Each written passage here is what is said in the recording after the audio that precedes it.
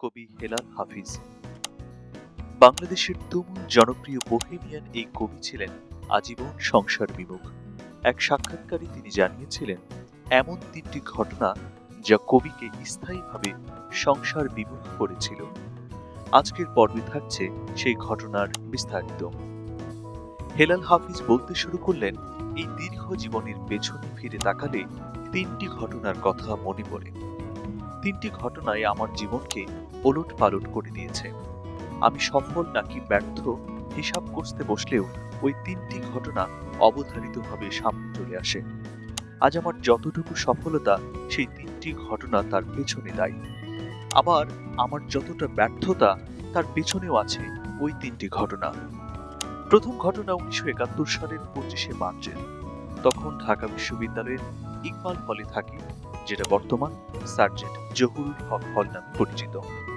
ওই দিন সন্ধ্যায় নিউ মার্কেটের দিকে আড্ডা দিয়ে রাতে হলে ফিরেছি। ক্যান্টিন বন্ধ। খেতে গেলাম মেডিকেল গেটের কাছে পপুলার নামের একটা রেস্টুরেন্টে। খাওয়া শেষে মনে হলো ফজলুল হক হলে বন্ধু হাবিবুল্লাহ থাকে, ওর সঙ্গে একটু দেখা করে আসি। গেলাম ফজলুল হক মুসলিম হলে।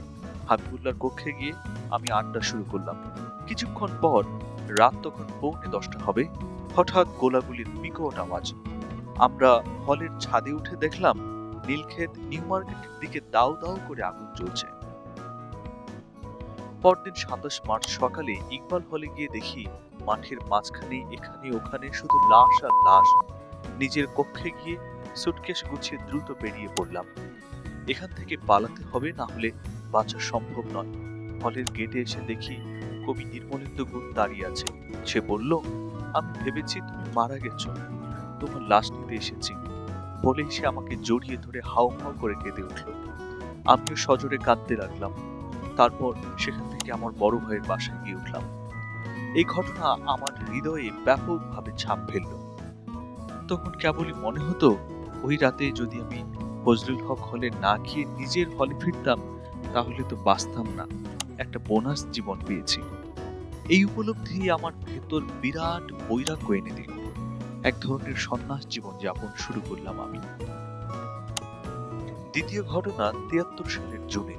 19শে জুন আমার পিতা দুনিয়ার মায়া ত্যাগ করলেন। 3 বছর বয়সে আমার মা মারা যাওয়ার পর আব্বাই ছিলেন আমার সবকিছু। তার মৃত্যু প্রবলভাবে ধাক্কা দিল আমাকে। মনে হলো জগৎ সংসার তুচ্ছ, সব অর্থহীন। মা নেই, বাবাও নেই। আমার বৈরাগ্য আরো প্রগাঢ় হলো। আব্বার মৃত্যুর মাসখানেক পরেই ঘটল তৃতীয় ঘটনা। ঘটনা ঘটালো হেলেন, আমার প্রেমিকা। হেলেন একদিন হঠাৎ দেখা করে বলল, কবি, তোমার সঙ্গে আমার জরুরি কথা আছে। আমরা গিয়ে বসলাম ঢাকা বিশ্ববিদ্যালয়ে লাইব্রেরির সামনে। সে বলল, আমি বিয়ে করতে যাচ্ছি। মা বাবা আমার বিয়ে ঠিক করেছেন। ছোটবেলা থেকেই আমি খুব সহনশীল ছিলাম, প্রচন্ড সহ্য শক্তি আমার। তাই ভেতরের জ্বর বুঝতে দিলাম না হেলেনকে। সেখান থেকে উঠেই রিক্সা নিয়ে সোজা হলে চলে গেলাম। সেটাই হেলেনের সঙ্গে আমার শেষ দেখা ও শেষ কথা। এই তিনটি ঘটনা আমাকে চিরস্থায়ীভাবে সংসার বিমুখ করে ফেলল।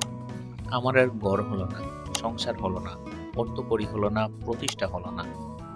তৃতীয় ঘটনার এক যুগেরও বেশি সময় পর 1986 সালে হেলাল হাফিজ লিখলেন এক কবিতার বই, নাম যে জ্বলে আগুন জ্বলে। কথিত আছে এই কবিতার বই হেলেনের স্বামী কিনে দিয়েছিলেন হেলেনকে।